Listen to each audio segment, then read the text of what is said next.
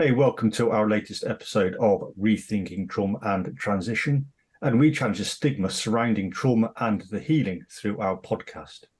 We aim to empower those who are experiencing the challenges, providing them with the knowledge and language necessary to embark on a transformative journey towards more fulfilling life. And this is episode 26, I do believe, and we have on is Andy Cammiss. Yeah, we do. So Andy runs East Durham Veterans. He does, yeah. And he set up, I think, about 5 years ago. Mm-hmm. And we were very fortunate that Andy shared some time with us to have a conversation about his journey, his own journey, and his transition from military to civilian life too. Yeah. I think you get a lot out of this, whether you're a veteran, still serving, a spouse, or even an employer. Yeah. So we hope you enjoy the conversation. I know we certainly did. And if you wish to reach out to Andy or his organisation, then his contact details will be in the show notes as usual. Thank you. Absolutely. Hey, and welcome today. We've got Andy from the East Durham Veterans.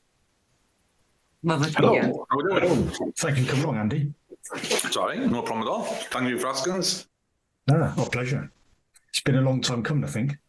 Yes. Yeah. I'm ready to go. Yeah, cool. So obviously we served together and we kind of saw time out together as well. Yeah. And what was the transition process like for you? What transition coming from like the military life to the civilian life? Yeah. It was like running into a brick wall, to be perfectly honest. When I got out, obviously, you know, we were at that last unit together, weren't we? It's in Catterick at 204. I was previously with the infantry. I was attached to the infantry from the signals, and I'd signed off there, and they kicked us out, so I had to go somewhere until my time was up. So that's how I ended over at 2046. And I had such a great time in that last year, you know, building up to leaving. I pretty much didn't want to leave, but I found the transition quite difficult. So from the perspective of having a mindset within the military, and then having that mindset, my mindset wasn't ready for civilian life. So I took a lot from the military that I used to get away with, and I used to get away with quite a lot. And taking that to the civilian street, I soon found out I couldn't get away with that. So the mindset was like a big struggle. Little things as well, you know, water rates. It still bugs us today as water rates. You know, I got out and everything's done for you, isn't it? When you're in there, you know, your rent's coming off your wages, your gas and electric's coming off your wages. You're all sorted and come out. And I was out about 3 months and I got this letter through the door off Northumbria Water. And they went, yeah, you owe us this much in water rates. So I thought they were taking the piss. So I phoned them up and I was like, what's this letter about? And they're like, yeah, you owe us water rates. I was like, what for? And they said, your water. I said, you joking? And yes, his water comes out the sky. And they were like, no. So just little things like that I wasn't ready for, you know, water rates, paying full council tax because I'm obviously in the military. So like financial side, I wasn't really that prepared for. I walked into a job. I walked into BT Open Reach. And at the time they were taking a lot of military people on. So I walked into a job. I found that really difficult with the mindset. I remember I had a young manager and I had a bit of a falling out with him. And so my mindset was still military mode at that time. So I said something to him that in the military was second nature when we're arguing with each other. And I nearly lost my job over that. So from that point of view, you know, from the transition of being in the military and having to come out and deal with all these little things that were going on, as well as the mindset of civilians compared to being in the military, it was really, really difficult. When I reflect back on it now, I think of it a lot as conditioning. So obviously, you know, when I've joined up, I've been conditioned, as everybody else who's joined up, to live your life a certain way, to be clean shaven, to press your kit, to polish your boots, be here on a certain time, and all that sort of good stuff.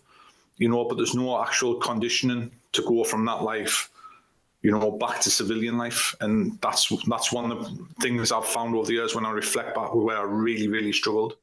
You know, I just wasn't ready for it. I wasn't prepared for what was coming whatsoever. And I really struggled. Same here, Andy.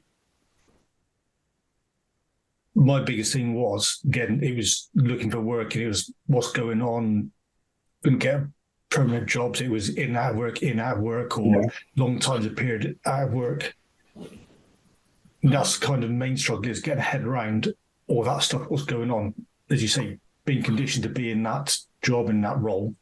Yeah. And then everything's taken away from you, all your friends, all your colleagues, all you're working with, that kind of work ethic.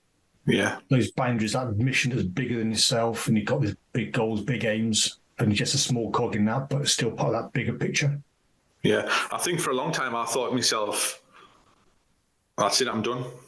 Yeah, and honestly, you know, when I was in the military, I was always striving for something, be it going on a course, promotion, getting posted to a certain location, or, you know, if I was always one that put my hand up for up tours, you know, adventure training, all that. So I was always striving for something. I always had goals when I was in there, but when I come out and I was working for ABRH, I was like, this is it. And I used to look around, and I used to see the older fellas who were like 60, 65-year-old, you know, and they've been climbing telegraph poles for 50 years of their lives and that. And I used to think that's going to be me. And I hated that. I absolutely hated it. And it was one of the things I struggled with, thinking, is this me? You know, am I done now? Is that my life done? And it was really difficult, you know, when I think back about it, and that it was really, really difficult. And it was just all about that transition. I mean, when I got out, the same time as you, Rich, you know, we got like 2 briefs. We got a finance brief and we got a housing brief. You know, at the time I was getting out, my wife was pregnant. We were looking for somewhere else to live. The council was no help whatsoever because I was still in digs. I had an eviction notice from the military saying, I want you out of our quarter.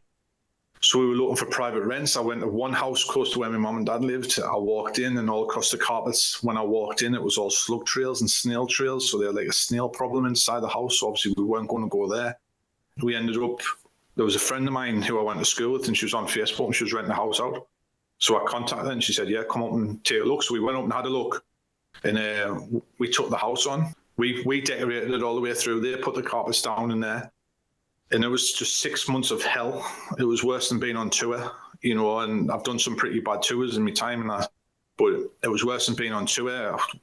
I had an open reach van outside that got done over, tyres got slashed on it. We had drug dealers knocking at the door, offering drugs to my daughter, and my daughter at the time was 11 years old. My eldest daughter, that is, you know, offering drugs, saying there's such and such in. We got the police round, and it was when the police came round that the penny actually dropped, because they were asking who we were, and we were like, well, I live here. I've lived here for like 2 or 3 months. And then all of a sudden it was, so you're not such and such's new boyfriend? I was like, no, I'm married. I'm just getting out of the military. I live here. And they turned around at the end when we report, because it was for the van actually getting done over. And when he finished it all in, he says, I'll go back to the station now and tell them that you're living here, because this is down to get raided in 3 weeks' time. You know, and basically the lass who'd been in before was big into drugs and everything else. And it was just a massive, massive wall, you know, and I was thinking, what the hell have I done? What the hell have I done getting out of the military? And that was just one of the reasons I struggled, you know. So I had the job that I didn't really enjoy. I didn't really like climbing telegraph poles, to be honest with you. It wasn't something I sort of inspired to. Or then I was looking around the organisation of British Telecom and thinking, well, what's my goal here? You know, and my manager's goal for me was to fix as many phone lines in one day as I can. Well, that wasn't really inspirational for me, if you like. You know, I wanted something more. I wanted something bigger. I did my resettlement course in photography, so I was doing photography on the side. I was doing weddings and portraits and stuff like that. Then I moved into a bit of printing. You know, I was always looking for something else. I was always looking for that next thing. What's going to make me happy? What's my ambition? Where do I want to go? What do I want to do? And yeah, it was just a struggle. To be honest, it was a real struggle. It was really difficult. So one of the jobs I was doing was contracting. And there was a bloke, he must have been mid-late 60s. He'd been all over the world. And when I saw him in the morning, hands would be in his head. And I was thinking to myself, I don't want to be ended up like him. And that's exactly what I thought about them old guys when I used to see them. Mm-hmm. You know, and they hated the young guys. They hated the military guys who were coming in, because it was a massive like tax thing with the government, because the government, when we got out, were giving redundancies out. So they wanted to show that so many military people went straight into jobs, so they did a deal with the likes of BT where they give you a tax cut if you take so many squaddies on. I mean, my interview for them, it was ridiculous. I think I was 35, 40 minutes late. I went to the wrong building. I was full of flu. I walked in 35 minutes late. I got locked in a garage in another building. So I thought it was the right building. I followed this car down. The garage doors locked. I got locked in. Security took us up into the foyer. They made us a brew, and I was like, "Oh, I'm here for a job interview." And for half an hour, they were trying to find out who it was with. And in the end, they went, "BT open range." I went, "Yeah, it's in the wrong building, mate. It's off the road." So I went into the other building. I was 35 minutes late. I went off the interview. He asked us loads of questions about BT. I didn't have a clue. I'd done no research whatsoever about British Telecom, all the different parts of British Telecom, how it worked and all the rest. I did nothing. Walked in, he says, "Right, I want to ask you these questions again. This is the answer I want." And he told us the answers as I went through the interview. It was just ridiculous. But it's like I say, there was just no inspiration there. I thought the managers, I thought, a wet fart would blow them over, to be honest with you. And there was just, I was so used to having people who were inspirational. When I first went into basic training, there was a guy called Andy Mitchell. He was my section corporal, and I found that guy really inspirational. He was a skilled arms instructor. I wanted to be a skilled arms instructor. He was a corporal. I wanted to be. He inspired me to want to be a corporal. He inspired me to want to be a skilled arms instructor. I went to the gym where the PTIs were. They inspired me to become a PTI. And I've always been around people who I found were inspirational in service. And then you come across some of the managers in Civvy Street, and I struggled with it. I struggled big style with it, honestly, so much so. And the fact that I couldn't, in the military, I was so used to speaking my mind. And if someone didn't like it, all right, in the start of the days, it would end up around the back of the garages, and it would be sorted out, shake hands, and that was the end of it. Absolutely. When I was in the military, there was a guy called Winston White, and I'm good friends with Winnie, and he's a big black lad from Jamaica. And when I was a class 3 signaller, and I gobbed off at him in front of some other people. So he brought us in, made us stand to attention, and he says, "I'm putting you on level 1." And he says, "This is me telling you you'll never speak to me like that again." He says, "Get on level 3, I'll put your head in the fax machine." And that was the way it was. So I had that education, and that was still in my early days, and I carried that all the way through my career. But when I come out to find out I couldn't speak my mind and I couldn't get things off my chest, I think that's when my problems started. You think that, because as I'm listening to you both, what I'm hearing a lot of is, and it's something that I come up and Rich comes up against a lot and sees a lot, that when you're in the military, the boundaries are very clearly defined. You're surrounded by inspirational role models or people that you look up to, that set the standards, so that it's very clear what the standard is that's expected of you. There's no ambiguity. What's said is meant, and what's meant is said. And there's always an indication of what the purpose is that you are a part of the delivery of. And there's always something that's the next step that you're constantly working towards and moving forward with. You move into civilian life, and not only do you not have that almost protected, almost like gated community that you're part of, which safeguards your private life in a way, but you're now in this open community with no rules, no boundaries, and no indication of what the history of that is. There's no indication of who your role models are, or the role models within the organisations you're now working with don't work to the same values that you're used to abiding by. That there's a level of ambiguity within civilian life that you just are not used to navigating, because you're used to that being much more clear, much more precise, and much more direct and upfront. And fundamentally, there's no next word step that you think, right, this is this is the goal, this is what we're working for, this is the mission. Yeah, I 100% agree with what you're saying. I really do. That, and that's something I try and instill here now, is because obviously I'm the leader here now, and where I'm at with East Durham Veterans and stuff like that. And I try and let them know, we're doing this for this reason. At the moment, we're building up, obviously, Remembrance Day is coming up, so we're building up towards remembrance. What I'm saying? We're doing this for this reason. with the mental health support we do and the results. And I was like, we've done that and we've attained that. So you're right in what you're saying. There isn't any boundaries when you come out. Well, our boundaries, Andy, are extended to one another, aren't they, essentially? I've got your back and you've got mine. It's a lot like that in the buddy system. Yeah.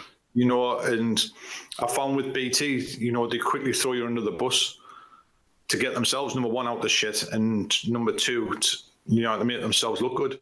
It was real, like, cutthroat sort of stuff. It wasn't a case of buddy system will look after one another. A couple of military lads who were there, a couple of them that I knew were on the same team.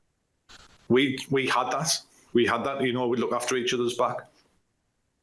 If a manager phoned us up and questioned about, what's Rich been doing today, obviously I'd have your back. I'd just bullshit him to shut him up.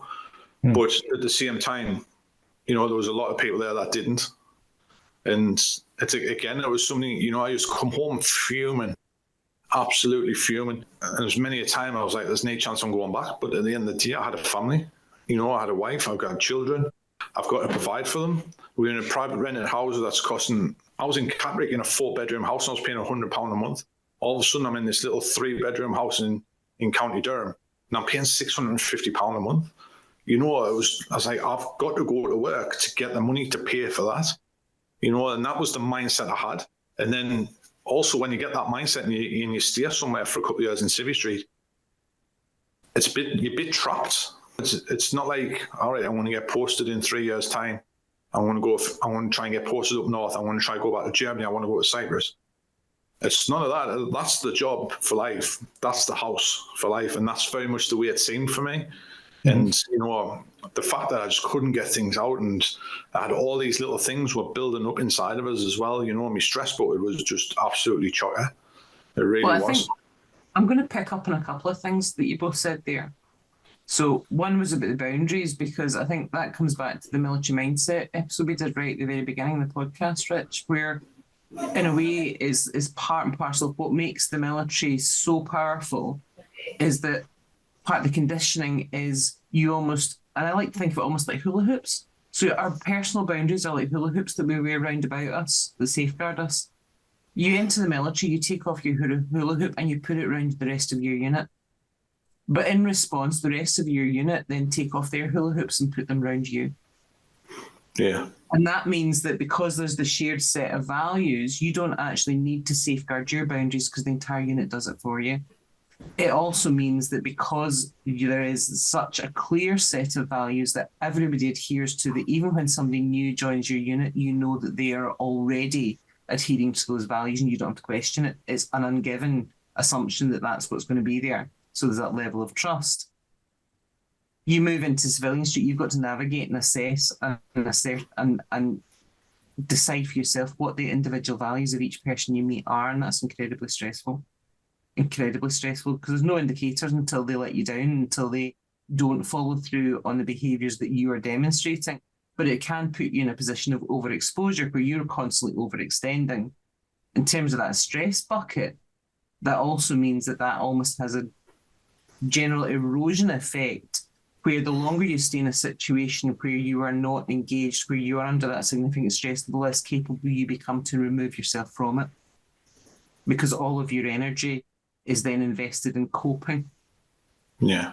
And at that point of transition, when employers bring you in, they have no indication of what else is going on in the background. So it's not just a case of a simple career change or a job change. It's everything is changing all at once. Yeah. 100%. 100%, Ali.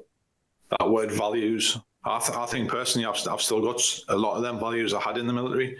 And something I looked at, obviously I've got a clinical supervisor and stuff, and something me and my clinical supervisor, we sat down, we worked on the trust, and when trust goes, how does that affect different things?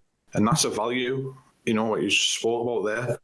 You can be in a relationship with someone and you can love that person, but once the trust goes, and that's a massive value in civilian life. Once that trust goes, you lose the love for that person, you lose the respect.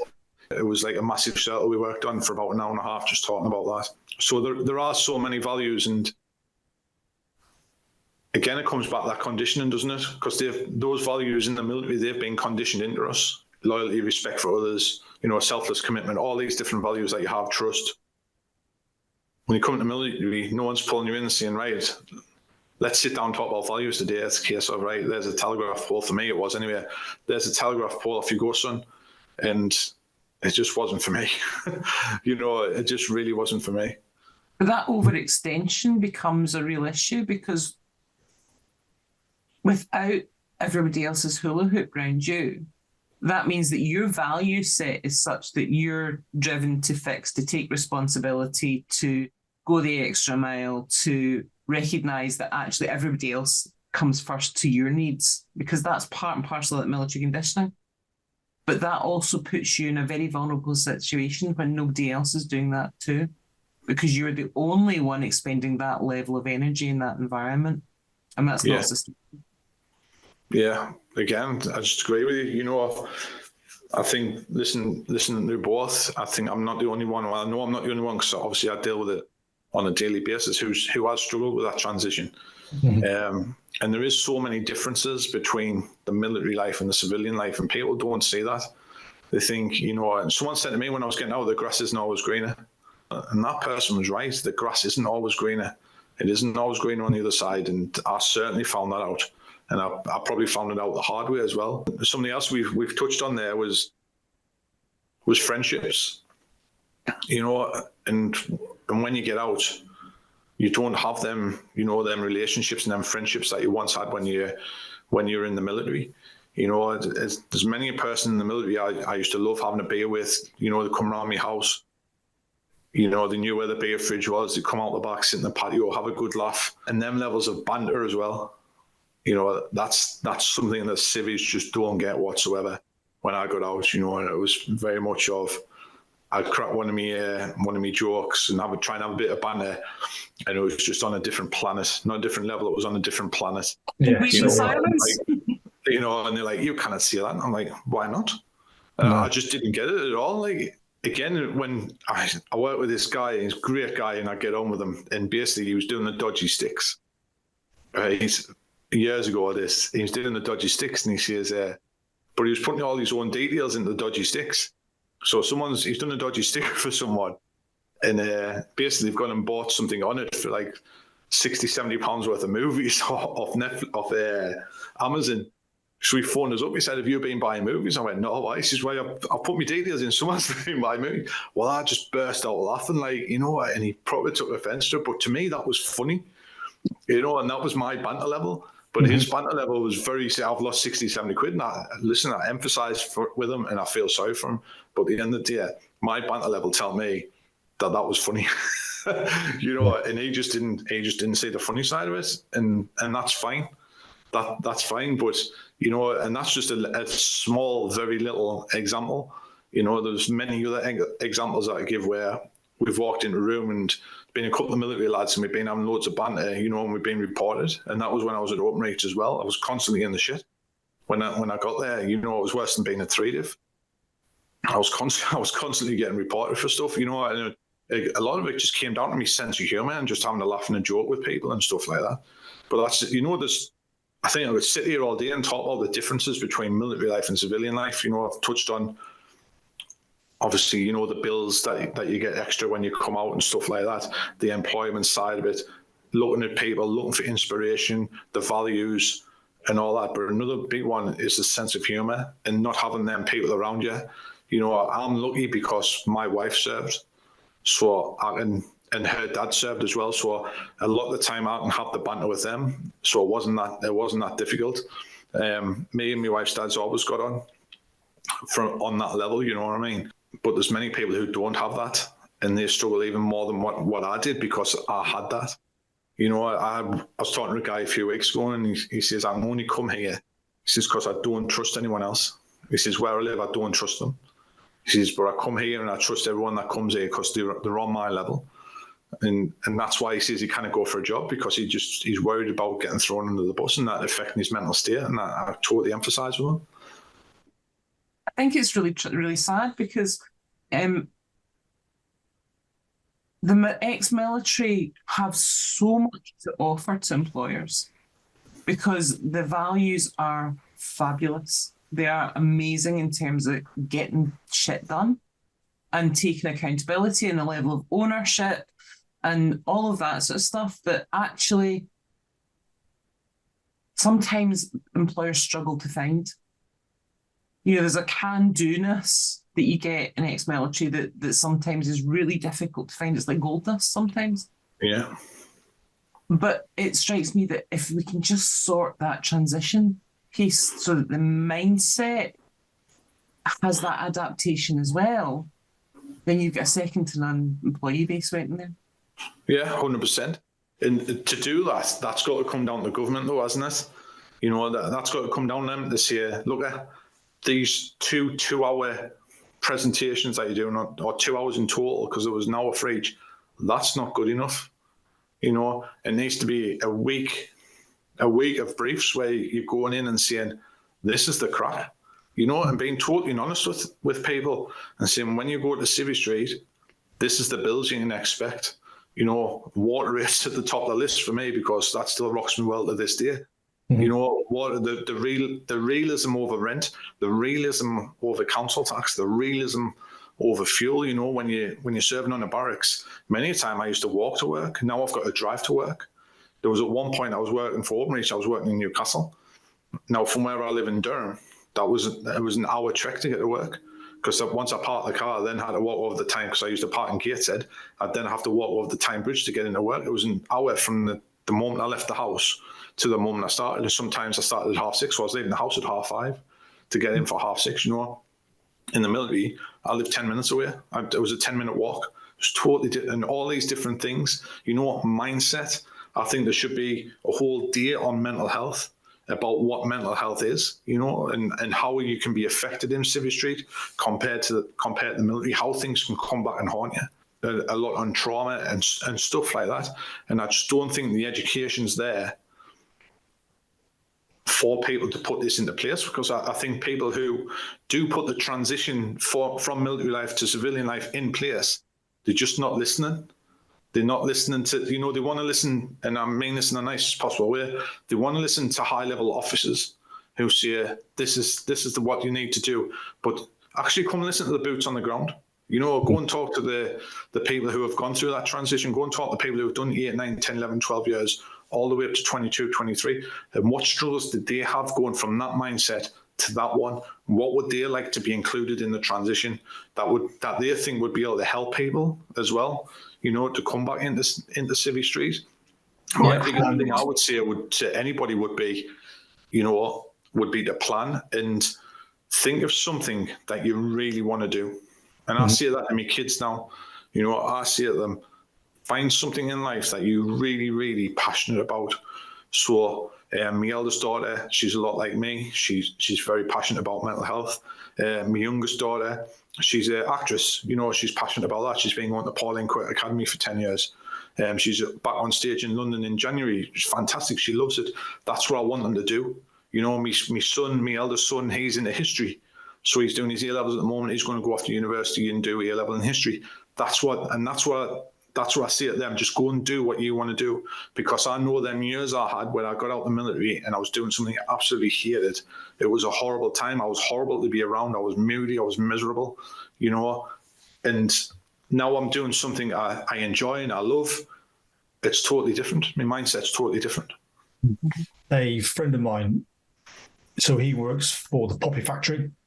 Yeah. And he's told quite a few people is go away and do the battle back course, go away and do what was then the FRH course, go away and do Walking with Heroes and whomever else is out there. Go away and do their courses and do not get a part-time job for like 2 years. Into these jobs have got to get your head right. Yeah. And so we've been going through a few statistics with because no to minimal statistics about us leaving the British forces. There's loads out in the States. There's a bit from the Israeli, so it's mainly dominated by America, Canada, Australia, New Zealand. Yeah. And the people who have the easiest time are the officers. Yeah. Because they're the educated, they may be quite possibly married, and they've got that network there. We go, oh, I serve with such and such who knows such and such, and they'll help connect those people into jobs that give them security. Yeah. Whereas the average grunt on the ground, as it were, doesn't have that network. Well, I think the officers' network expands across the entire service, whereas the lower ranks, your unit, your barracks, your regiment, that's the extension of your network. But I suppose my other observation is you didn't get those values and that mindset overnight. The military invested a significant amount of time and effort to instill those behaviours, those values, those beliefs, and that sense of purpose. So on average, what do you reckon that time scale was that they took in terms of investing to get you to that point with those values and those beliefs, those behaviours? I think you have to look at basic training. I think, you've got them 12 weeks basic training, and that's a massive conditioning session, and them conditions are your rewards is minimal, your punishes are massive. If you've got the crease in the wrong place, you've lost your evening, but if you've got your crease in the right place, you get a standstill. That's the reward standstill. The punishes, you lose your evening. So from the offset, you're getting the punishes and the rewards. You're being conditioned. Have you shaven today? No, right, you've lost your evening. If you have shaven, all right, you've got your evening. And it's things like that, and that's the start of it before you even get to the next stage of it. Well, it's have you shaved correctly, Andy? Yeah.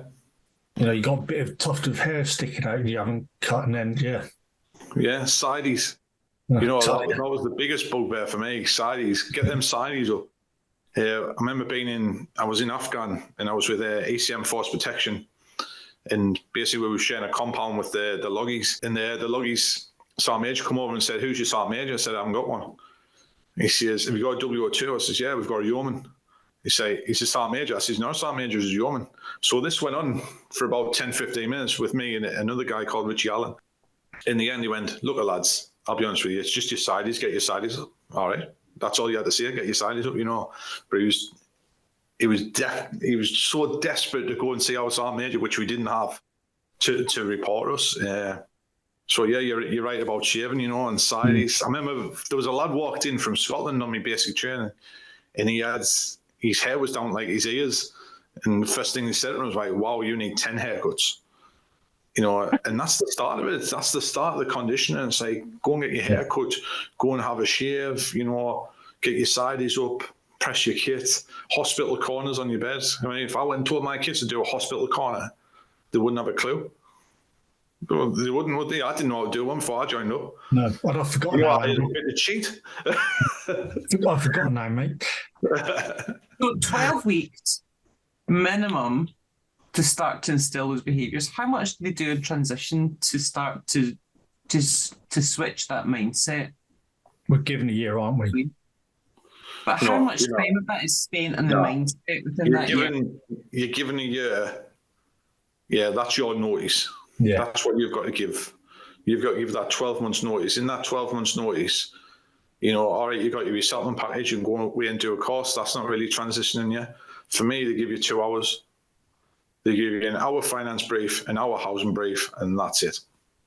Because no one pulled me to one side and said, "You're going to have to pay this, this, this, and this."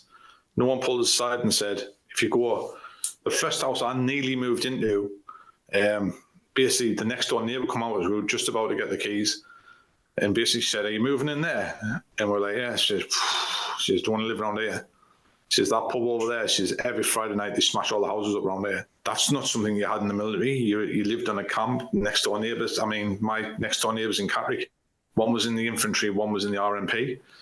And they were sound. You talk to both of them, but there was no transitioning. You didn't know what sort of neighbours you were going to get. You didn't know what their upbringing had been, what their conditioning was, what their mindset was all about. It's just a different world. Mm-hmm. What commonalities, Andy, now you've built your East Durham Veterans, have you come across from your transition to working with all these lads and lasses? Yeah, with us, there's so many.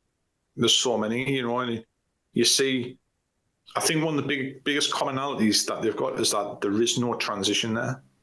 There is no transition from that military life to the civilian life for that mindset. You know, if a lot of people come and I mean, we see veterans, our oldest one's 94 years old, and you see them all the way down in the 50s, 60s, they've still got that mindset. They've still got that very much mindset from the military. They'll come in, have loads of banter. You know, obviously, if the RAF come in, they absolutely smash into bits. Oh, they smash into bits, but the RAF give back as good as what they get. You know, so it's all, and a lot of them are still in that mindset. And there's no transition to coming back and seeing that mindset has to change if you want to be successful in a civilian job. I think a good point you came out with was the officers. You know, how they've got their network and they go off and they can go and get a job quite easily. You know, you don't, from a junior ranks perspective, if you like, or a senior NCO perspective, when you're coming out, there's no one there to do that. You've got to find your own way. You know, the wage difference, if you're a senior NCO, if you're a W01, you're on what, £40,000-50,000 a year. Mm-hmm. Coming out and finding a job in Civvy Street for that, good luck with that one. You know, because you've got that, and you've got that lifestyle then. So you've got that lifestyle of £40,000-50,000 a year that your family's all over and everything else. You come out the military, all of a sudden you're on £20,000 a year. You know, so how do you shift that? How does that affect your mental health? How does that affect your stress bucket? Because at one point you're paying for 3 cars. Now you're in Civvy Street, you can't afford 3 cars. Yeah. So how do you go and tell your son or daughter that you're going to take their car away from them? You know, and that's something you might not want to do. And that's, again, that just mounts up in your stress bucket. How am I going to deal with this? How am I going to deal with that? Put the water rates on, the gas bills, and all these different things that mount up, and the stress buckets just go out of control. It really comes down to that transition. But people also not understanding and not being able to identify when that mental health issue is starting to come. You know, because it's all right us saying, yeah, you've got all these stresses and the stress bucket, but it's identifying it. I mean, I'll be honest, I didn't have a clue what was happening to me. You know, no one told me that was what PTSD felt like, or that was what stress was like, or that's a panic attack or anything like that. I didn't have a clue what was going on. Yeah, especially with the ranks, more senior non-commissioned officers, they've got that status as well. And as you say, they're going to a job that's potentially like 20 odd grand. Their status, that's been taken away from them. They go, how the hell go from here all the way down to here, as it were, start at the bottom again? Exactly. You know, you could see a W01 who's got that status, then all of a sudden he could get out at the same time as Private Jones, and him and Private Jones are working together. He hasn't got that status over Private Jones anymore. They're on the same wage, they're on the same level. Yeah. You know, and it's a lot of people, you know, carry the rank, should we say, when they get high up, and a lot of the partners sometimes carry the rank, and then the partners need to come down as well. You know, and when you're on that high wage, many a time the partner of that person who's on that high wage doesn't really have to work because you're earning so much money.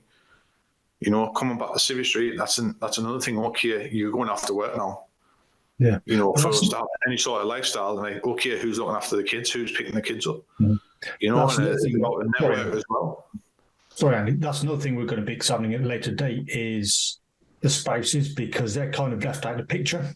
Yeah, totally. And if some of them are very highly qualified, but because of the transition every 2-3 years, they're not able to get a job, they're not able to have a steady career, and it's a case of end up doing cleaning, which is obviously nothing wrong with that, part-time work.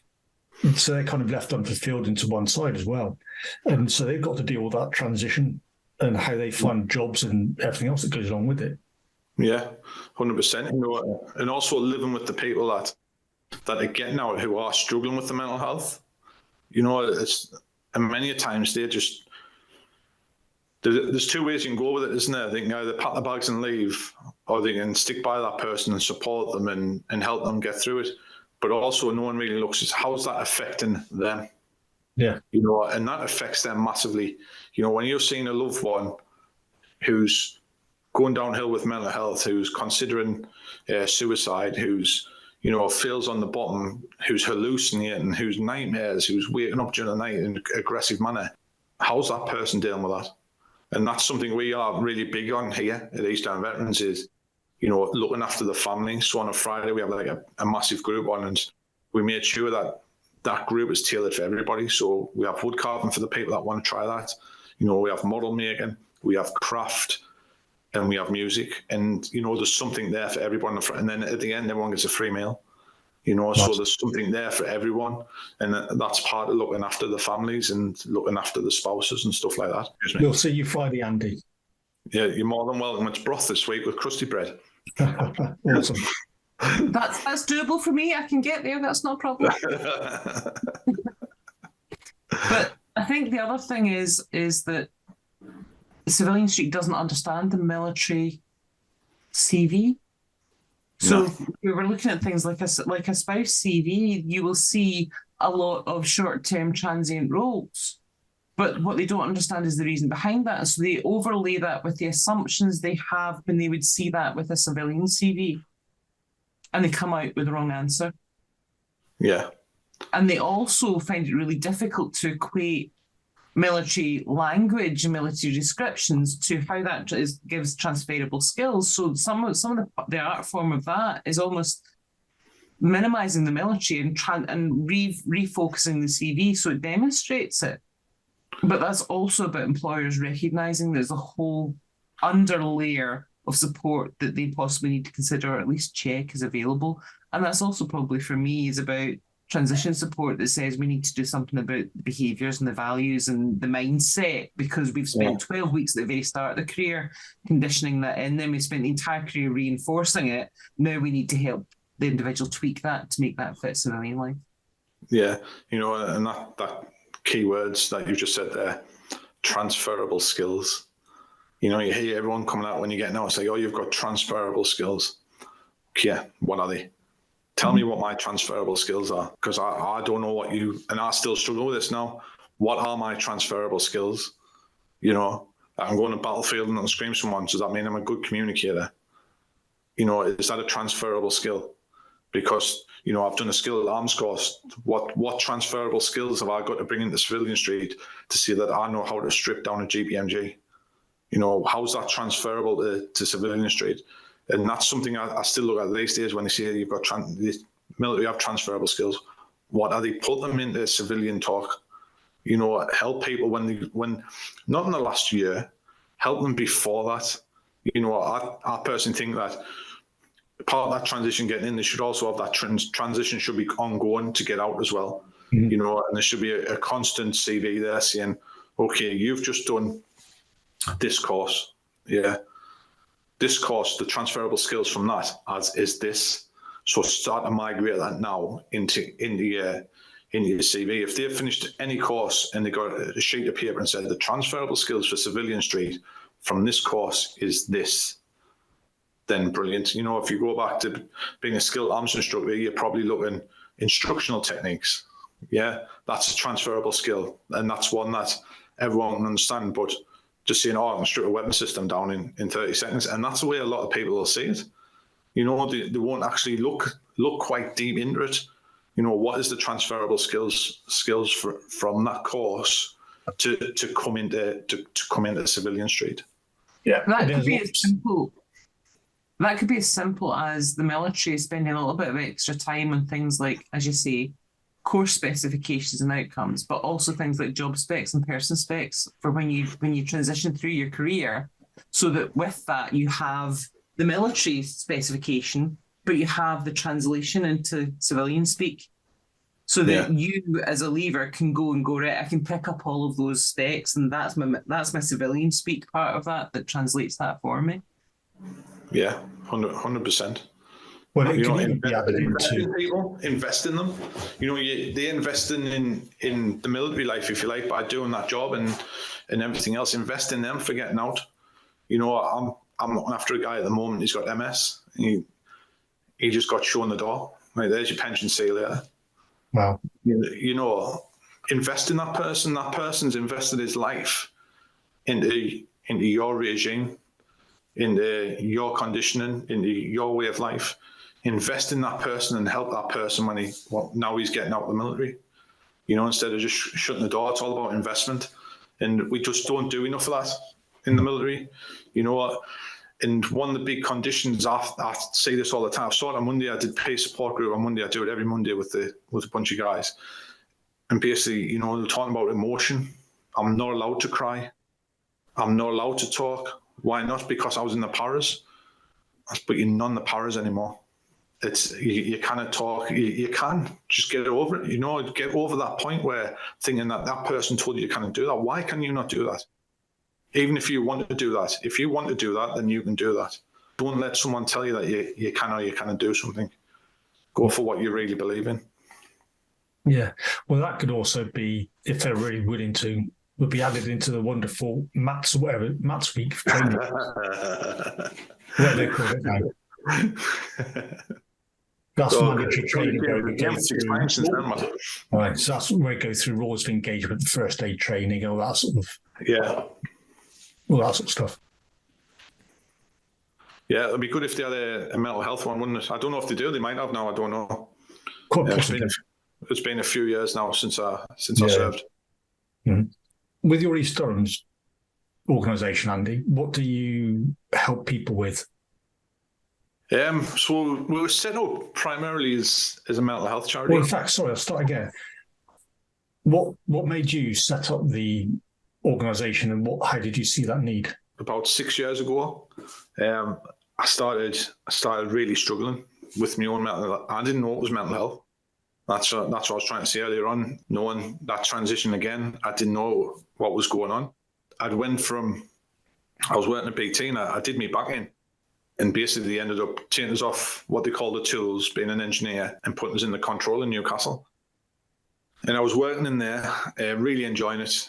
It's the only time you'll ever get a pay rise for being injured was working for BT. That's the type of company they are.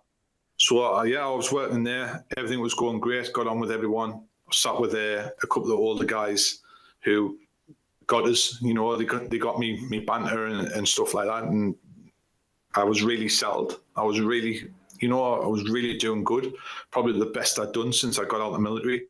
I had more money coming in. I had a better work life, if you know what I mean. And everything was going good. And then I just went in one Friday morning, and I said to the guy next to us, I says, I feel sick. He says, right. I says, I feel faint. I feel dizzy. I feel as though I'm going to pass out.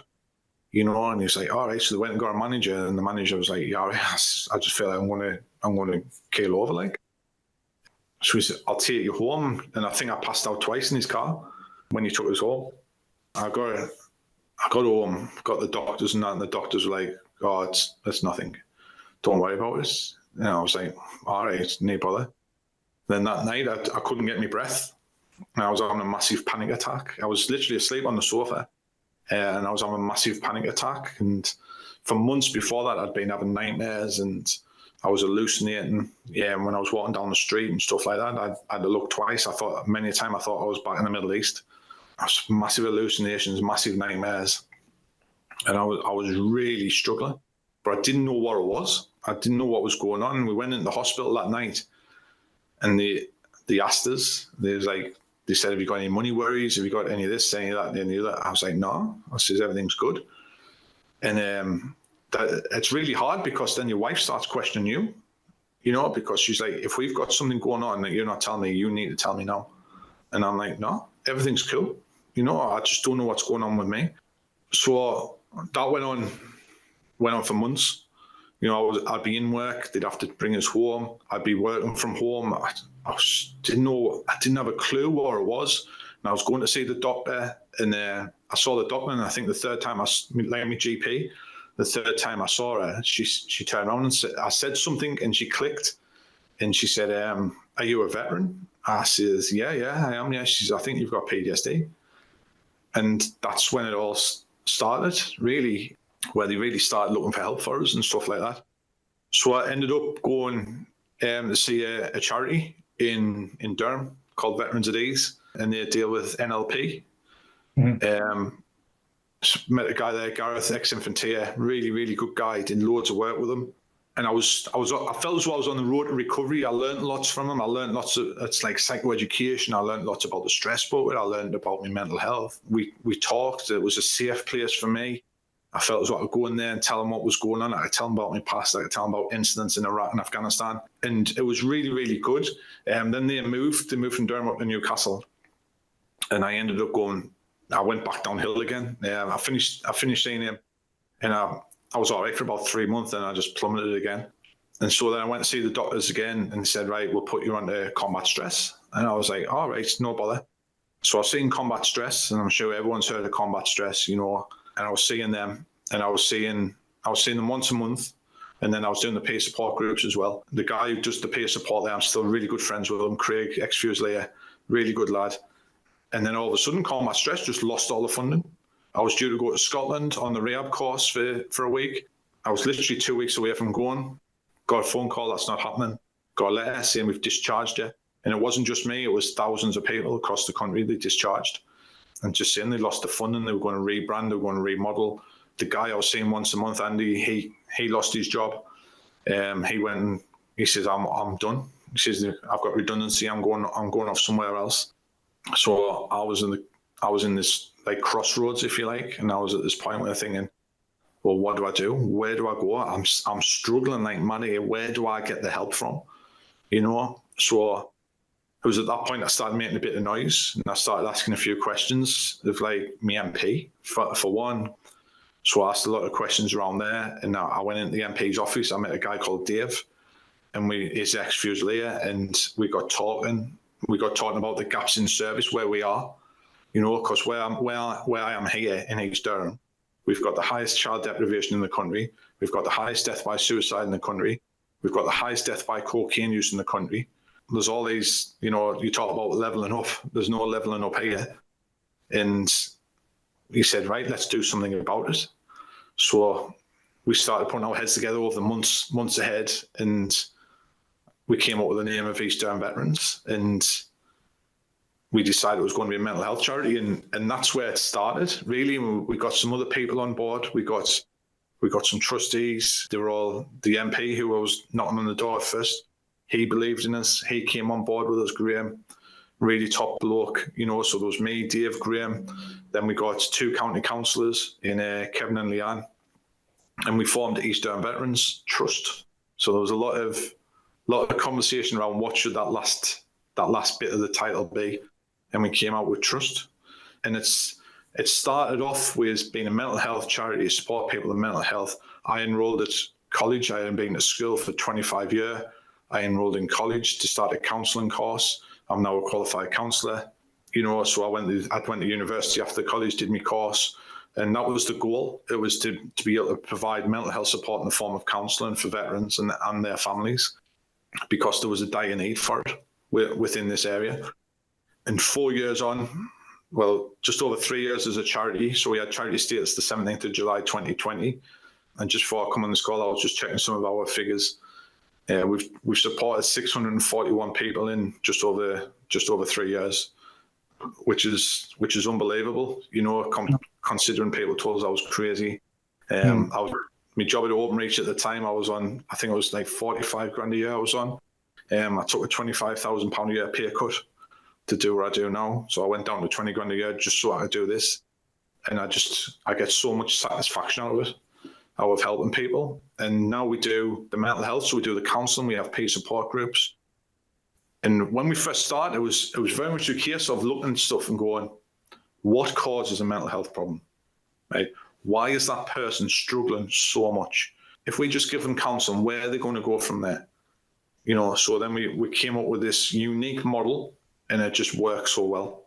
And the model is, we have the mental health side of it, we have the talking therapies, the counselling, we have the peer support groups, we've got an addiction part now with Angie. Angie's 22-year veteran, 19 years experience in addiction, former prison warden. She also offers Reiki and acupuncture, and Reiki's massive in America, but not so big here. For veterans, it's been proven to reduce the symptoms of PTSD, reduces anxiety, helps with sleep deprivation. So we've got that side of it going on. We've got a massive social inclusion program where we have loads of groups throughout the week. So we have groups for, we go to the allotment, we do photography, we do walking, we do coffee mornings, all sorts. We have the Fun Day Friday that I've already spoke about, the free meals and all that, and we have loads of veterans coming in for all these different meetings. So once they've gone through the program of having the counselling, having the addiction support if needed, they can also engage with the social inclusion. So they're always within the circle. We don't discharge anyone. We don't have a waiting list. My goal at the start was 2 weeks. We'll see everyone in 2 weeks.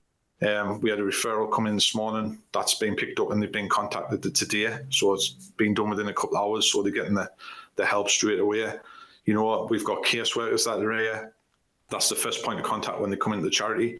So again, it's that question, what's causing the mental health problem? So they'll look for, and we call that quick hits now. So the caseworkers are looking for quick hits. Are you having a problem with housing?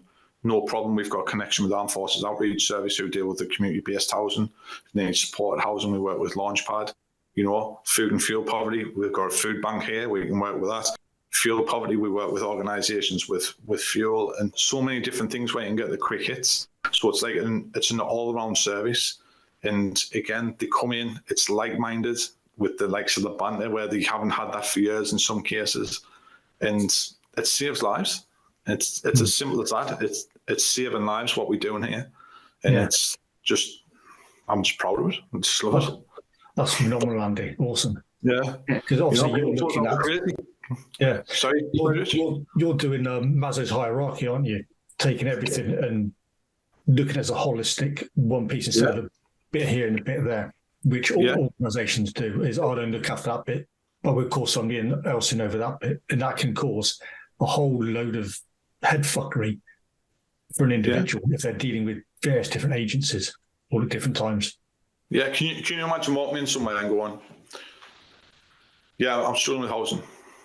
All right, mate, no bother. Give this number a ring.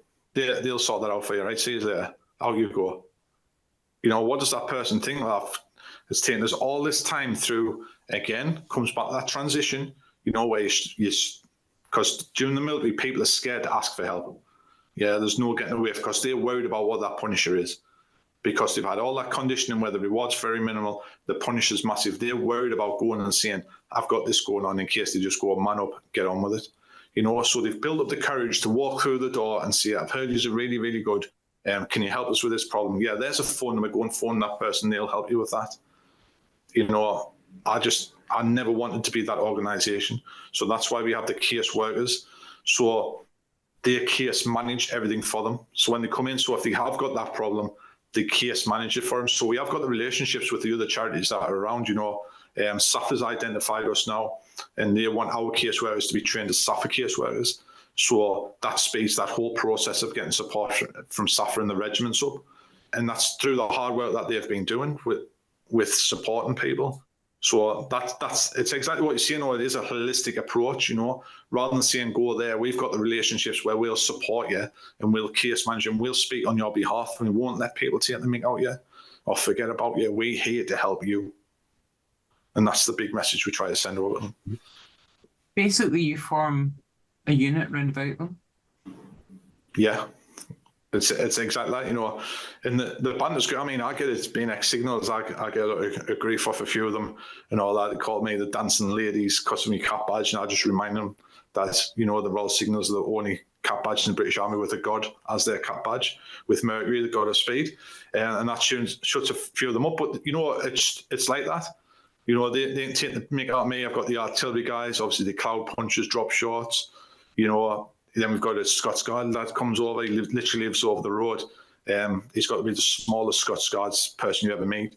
So those people actually went to Legoland where the Scots Guards Lego figures were taking pictures of it and sending them to him saying, I found your brother. So that's the level of banter that's in, and everyone just bounces off. No one takes it too seriously. And if someone does get upset, we just pull them to one side and just tell them to, just reflect. Just reflect. We don't say man up. Just reflect. Go and give them it back as much as you give it. And it's great. It's great, and it is that approach where we support everyone in the way they can. Anyone can walk in and just say, "Can I have a brew? Can I have a chat?" Yeah, of course you can. It's happened this morning where people just walked in and had a brew, had a chat, and that's what it's about. It's like a big family, That's great. I think, Andy, a lot of people say it's that sense of not fitting in, and you give them somewhere they fit. 100%. Everyone fits in here. I mean, if I fit in, then everyone's going to fit in, aren't they? Yeah, everyone's welcome. Everyone's made to feel welcome. You know, we've got people coming here with disabilities, you know, from the time in service, not just like amputees, but we've got one lad, doesn't live too far away from where I'm sat now, and he's been severely beaten. And it was from his time in service, to be fair. So he's got brain damage now. And that was because he was a homosexual, you know, and we don't say, you're not coming in. It's we open our arms to him and say, come on, come and sit down and have a brew, you know, and we'll have a chat. And just a lot of it's not about talking back. It's about listening, you know. So we had Erin, who started here a couple of weeks ago. And on Friday, she came and sat down with me, and I was talking to Ferris, who's 94. He's our oldest veteran, and Erin's 24. And Erin was talking to him. And afterwards, she came in, because you sat there a long time, and said, you've made his day. Just sitting there, listening to him, letting him talk, because he has no interaction otherwise. You know, he's a guy who constantly comes in and says, this is the best thing that's ever happened to me. Is coming here, from the second I walked in, I was welcomed with open arms. And he says, I just feel so, this is my family. You know, to the point he's trying to leave his house to us, and I'm telling him, you cannot do that for us. You know, because the funding regulator would have a field day with that. And that's just the way he feels, because he feels so welcome. He wants to give something back. But a lot of it's not about giving back. It's just about being part of the family. Yeah. What ways can people support you, Andy?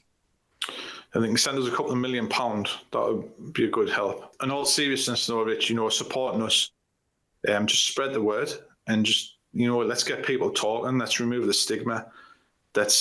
We hear and we do lots of different things. Some of it's quite reactive, because we don't feel as though some agencies react in the way they should. You know, so a lot of the stuff we do is reactive, making sure people get the help. But at the same time, that social side, when we're sitting down and having a relax, anyone can walk in, have a brew, talk about it, spread the word, tell people about East Durham Veterans. We support veterans, not just in the North East now, but across the country, across the world. I've got a veteran in Thailand that we're supporting at the moment, who's an absolute diamond of a geezer, former 2-2 SES, living over there, really struggling with his mental health because it's a Buddhist country. He couldn't get the support, so we're doing that via Zoom. You know, so there's obviously that side of it, letting people know that the health and care is there. And if people ever want to do any fundraising or want to come on one of our fundraising events, again, they're more than welcome, because that obviously helps us keep going and being able to provide the services that we're providing. Brilliant. And how do people get in contact with you? How do they reach out to you, Andy?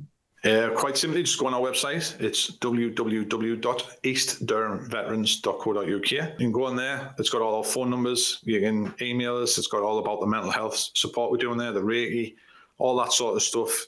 It's got a blog on there about different stuff we've been doing over the months and stuff like that. You can subscribe to the newsletter. We have a newsletter that we send out and stuff like that. Yeah, so just go on our website, or if you want to phone the office, it's 0191 581 5677. And we'll put all that in the show notes anyway, so people can find it. Yeah. Excellent. Thank you very much, Andy. Thank you, Andy. No worries. Thanks for having us. You're very welcome.